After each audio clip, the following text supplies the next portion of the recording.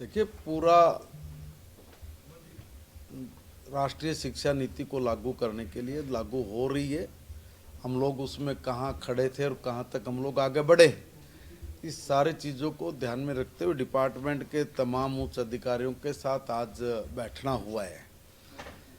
जहाँ भी कहीं कुछ कमियाँ थी उन कमियों को दूर करना, और जहाँ कमियाँ दूर हो गई हैं उनकी समीक्षा, ये आज सब चीज़ें हमारी हुई हैं। स्कूल में बच्चों की संख्या कैसे बढ़े उसके लिए, और स्कूल्स के अंदर वहाँ का वातावरण ठीक हो, स्कूल में किसी तरह की असुरक्षा का भाव ना हो, और जो नए सब्जेक्ट्स के साथ, नए विषयों के साथ जो बच्चों को पढ़ाई करनी है उसकी पूर्ण तैयारी डिपार्टमेंट की हो गई है। अभी जो नया सेशन आने वाला उस सेशन की तैयारियों को लेके ही हमने आज ये इतनी लंबी एक मैराथन बैठक की है।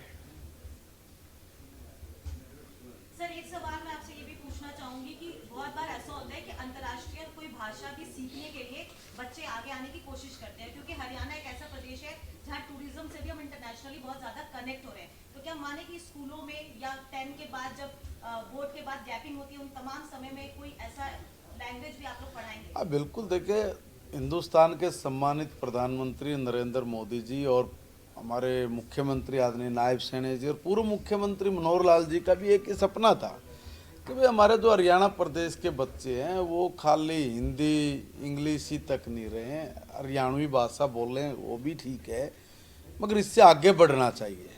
और जैसा आपने कहा है तो उसी विषय को लेके भी आज हमारे यहाँ पर बातचीत हुई है। कोई फ्रेंच भाषा को लेके या दूसरी भाषाओं को लेके एक बार डिपार्टमेंट इस पर विचार करेगा, और जो सूट करता होगा, जिसकी ज़्यादा आवश्यकता महसूस होती होगी, उस तरह के लैंग्वेज को हम लोग हरियाणा में भी अडॉप्ट करके आगे बढ़ेंगे। सर, एक क्वेश्चन मैं जरूर आपसे पूछूंगी। विश्व गुरु कॉन्सेप्ट, ये जो कॉन्सेप्ट है वो भारत इम्प्लीमेंट भी करता है और भारत इसकी पैरवी भी कर रहा है। क्या माने कि आने वाले समय में हरियाणा सरकार की कोई ऐसी नीति होगी कि जो बच्चे बाहर से देश में पढ़ना चाहते हैं, खासतौर पर हरियाणा में, उनके लिए आसानी हो, तमाम सुविधाएं हो उनके पास? देखिए, भारत विश्व गुरु बने, ये भारत के हर बच्चे बच्चे का सपना है। वर्षों तक हम लोग ने जो पीड़ा, जो दुख, जो दंश झेले हैं, सारी जिंदगी भर हमारा बच्चा या हमारी पीढ़ियां उसको नहीं झेलेंगे। हमारे यहाँ बहुत पहले वैज्ञानिक रूप से भी हम बहुत मजबूत थे, सांस्कृतिक रूप से बहुत मजबूत थे, और आर्थिक रूप से हम बहुत मजबूत थे। और ये सब चीज़ें, जो मजबूती के जो कारण था, जो आधार था, वो शिक्षा थी। हमारे यहाँ पे शिक्षा से ही मनुष्य बनता है, बिना शिक्षा के मनुष्यता संभव नहीं है। इसलिए शिक्षा को फोकस करना और आगे बढ़ना। हमारा डिपार्टमेंट इतना गंभीर है कि हमारा चाहे डायरेक्टर हैं, चाहे हमारे एसीएस लेवल के अधिकारी, चाहे हमारे छोटे अधिकारी हैं, सबका एक ही फोकस है कि हम लोग शिक्षा को, उसके नवीनीकरण को ठीक से नीचे तक इम्प्लीमेंट कर सके, ताकि हमारी जो बच्चे हैं उन बच्चों को हम लोग उस दिशा में लेके जा सकें जिस दिशा में जाने से भारत की मजबूती होगी। हम लोग जिस भी तरह का करैक्टर्स बनाना चाहते हैं वो करैक्टर्स हमारा 100% बने। अगर हम लोग टीचर बनाना चाहते हैं तो अच्छा टीचर बने, अच्छा डॉक्टर बने, अच्छा साइंटिस्ट बने, अच्छा नेता बने, अच्छा कलाकार बने, अच्छा घड़ने वाला बने। तो ये सारी चीज़ें एजुकेशन से आनी है, और इसलिए उस तरह के पाठ्यक्रमों का लागू होना और उस तरह की पद्धति को डेवलप करना और खड़ा करना, इसके लिए हमारा डिपार्टमेंट दिन रात एक किए हुए हैं। और मुझे बड़ा फ़क्र है अपने डिपार्टमेंट के लोगों पर कि उन्होंने जितनी मेहनत की है, जितना जल्दी रिजल्ट निकाल के सामने लेके आ रहे हैं, ये मैं कहूँगा देश में शायद सबसे अव्वल नंबर की कार्यशैली है। और मुझे कहने में कति कोई अतिशोक्ति नहीं, क्योंकि जो भी काम हम लोग बैठते हैं आपस में एक टीम वर्क के रूप में मिलके काम करते हैं, तो उसका रिजल्ट बहुत अच्छा निकल के आ रहा है। और हमारा डिपार्टमेंट लगातार शिक्षा के क्षेत्र में जो भी करने लायक है वो कर रहा है। बच्चे को जिस तरह का वातावरण चाहिए उस तरह का वातावरण उसको उपलब्ध कराया जा रहा है।